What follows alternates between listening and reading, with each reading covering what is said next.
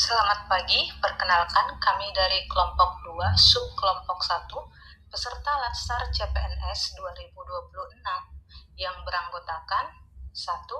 Anifatul Koiriah SM, 2. Cici Triwanata SAK, 3. Juniarti Manalu SPD, 4.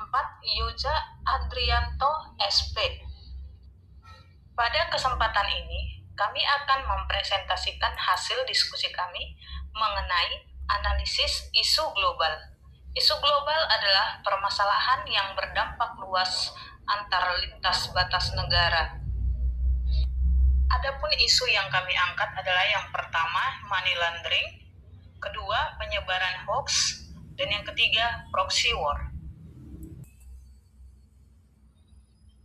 Hoax adalah tindakan menyebarkan informasi palsu atau menyesatkan melalui media digital seperti media sosial, aplikasi pesan, maupun situs online yang bertujuan memprovokasi, menimbulkan kepanikan, dan memecah persatuan ataupun menggiring opini publik. Dampaknya dapat memicu konflik sosial, merusak kepercayaan masyarakat, maupun mengancam stabilitas dunia. Money laundering ataupun pencucian uang adalah upaya menyamarkan hasil kejahatan agar tampak sebagai uang yang sah, biasanya berasal dari korupsi, narkoba, ataupun kejahatan yang terorganisir. Dampaknya bagi dunia yaitu melemahkan ekonomi global, meningkatkan korupsi dan kriminalitas, merusak sistem keuangan, serta menghambat pembangunan dan kesejahteraan masyarakat. Proxy war adalah bentuk konflik tidak langsung di mana suatu negara atau pihak yang kuat tidak berperang secara terbuka, tetapi menggunakan pihak lain ataupun kelompok maupun negara kecil, media, ekonomi, dan teknoinformasi sebagai perantara untuk melemahkan lawannya. Adapun yang menjadi dampak dari proxy war yaitu memicu konflik yang berkepanjangan, merusak stabilitas negara, memperdalam perpecahan masyarakat, dan mengancam perdamaian global. Untuk teknik pemilihan isu dengan metode APKL, metode ini merupakan langkah penting untuk menyaring dan menentukan isu strategi yang relevan sehingga dapat menemukan prioritas utama. Setelah dilakukan pemilihan isu dengan metode APKL, ditemukan penyebaran hoax yang menjadi prioritas utama. Yang menjadi penyebab isu maraknya hoax adalah yang pertama, kemajuan teknologi dan media sosial, di mana informasi bisa menyebar dengan sangat cepat tanpa proses verifikasi. Kemudian rendahnya literasi masyarakat, di mana banyak masyarakat yang langsung membagikan berita tanpa cek kebenaran terlebih dahulu. Kemudian yang ketiga, motif politik, ekonomi, dan ideologi, di mana hoax sengaja dibuat untuk menggiring opini, mencari keuntungan, ataupun memecah belah. Kemudian anonimitas dunia maya, di mana pelaku mudah menyebarkan hoax tanpa takut identitasnya diketahui.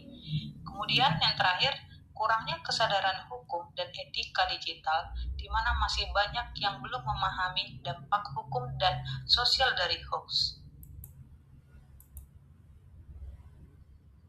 Dampak dari isu penyebaran hoax yaitu menurunnya kepercayaan publik terhadap pemerintah dan lembaga resmi, meningkatnya konflik sosial akibat provokasi dan adu domba, terganggunya stabilitas keamanan karena muncul kepanikan massal, melemahnya persatuan bangsa sebagai bagian dari ancaman proxy war, rusaknya kualitas demokrasi akibat opini publik yang dibangun dari informasi palsu, dan terhambatnya pembangunan karena energi negara tersedot untuk menangani dampak dari proxy war.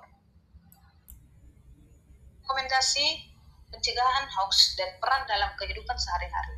Rekomendasi untuk kebijakan pemerintah yang pertama, melakukan kerjasama internasional untuk melawan disinformasi lintas batas. Kemudian standarisasi regulasi platform digital agar bertanggung jawab terhadap konten hoax.